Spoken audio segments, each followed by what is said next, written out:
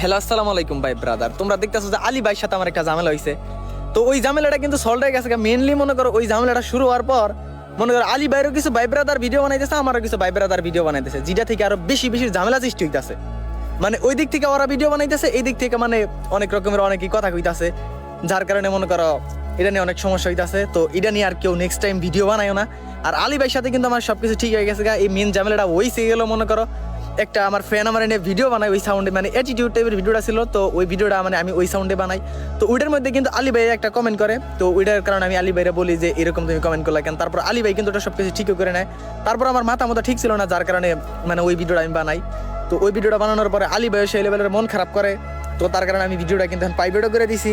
ওটা কিন্তু ভিডিওটা অনেক আগেই প্রাইভেট করে দিচ্ছি। আমি একটা আলী ভাইরে ভিডিও দিতে চাইছি, বাট আমার ওই লেভেলের সময় ছিল না, যার কারণে ভিডিওটা দিতে পারি নাই।